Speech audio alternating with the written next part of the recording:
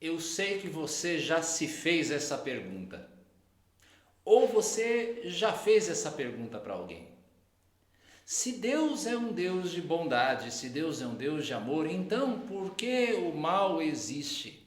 Por que é que Deus permite o mal que nós vemos nas tragédias naturais ou o mal que nós vemos na dureza do coração humano diante de alguns crimes horrorosos que nós vemos aí, como o abuso de crianças ou assassinatos com requintes de crueldade? Nós estamos aqui diante de uma pergunta profundamente teológica, tratada com um nome complexo, mas com uma ideia bastante simples, como a Teodiceia. Afinal de contas, qual é a origem do mal? É evidente da Bíblia que Deus é um ser perfeito. Deus é um Deus santo, Deus é um Deus justo, Deus é um Deus bom. E se Deus é tudo isso, então Ele, como nos lembra o apóstolo João na sua primeira carta, não pode de maneira alguma ser a origem do mal. Só que Deus existe, o mal existe, Deus é o Criador de tudo. Como então nós explicamos esta difícil questão de qual é a origem do mal? Ora, quando nós olhamos para os 2 primeiros capítulos de Gênesis, nós conseguimos enxergar no Éden uma cena de perfeita harmonia.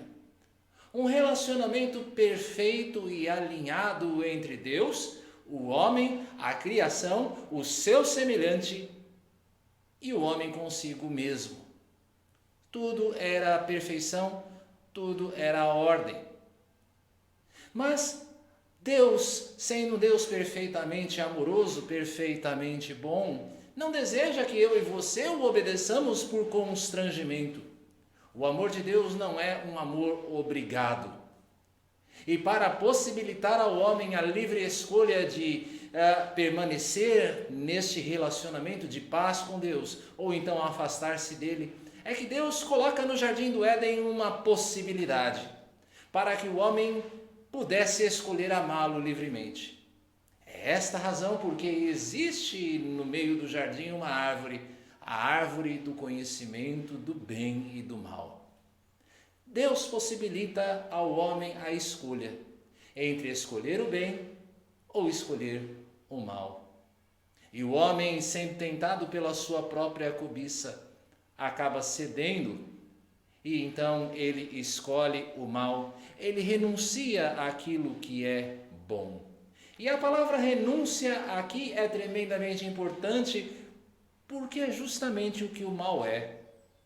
O mal é a renúncia do bem. O mal, como nos lembram os teólogos, os pais da igreja, o mal não tem existência em si mesmo. O mal caracteriza-se pela ausência. Uma ausência de Deus, uma ausência de luz.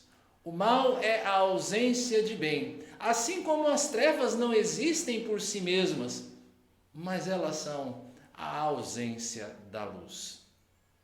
Deus não cria o mal, mas Ele o permite como uma consequência da dureza do coração humano.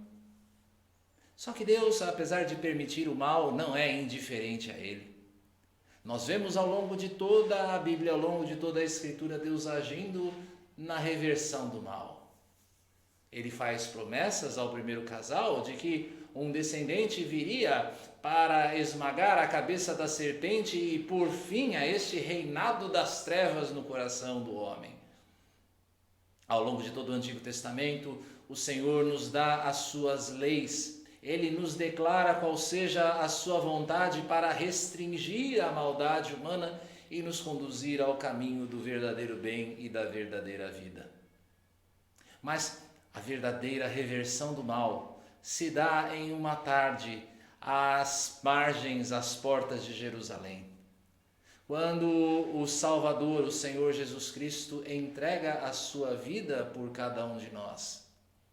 E por meio do sacrifício da obra completa do Senhor Jesus, de sua vida de perfeita humilhação e perfeita obediência, de sua morte na cruz, de sua ressurreição 3 dias depois e de sua subida aos céus, é iniciada uma nova era. Uma era subversiva, em que o mal já não tem mais a última palavra, em que Deus está mais uma vez agindo para reverter o mal e agora de maneira definitiva. Porque o Senhor Jesus virá mais uma vez e Ele fará novas todas as coisas. Nada mais será a ausência da glória, da graça, da justiça, da bondade e da santidade de Deus. Deus será tudo em todos e nós experimentaremos o bem perfeito que vem justamente pela ausência do mal. Isto é importante saber, porque a palavra de Deus nos diz que todo aquele que crer no Senhor Jesus viverá com Ele para sempre, numa nova realidade. Uma nova realidade em que as trevas não existirão e em que tudo será a luz perpétua.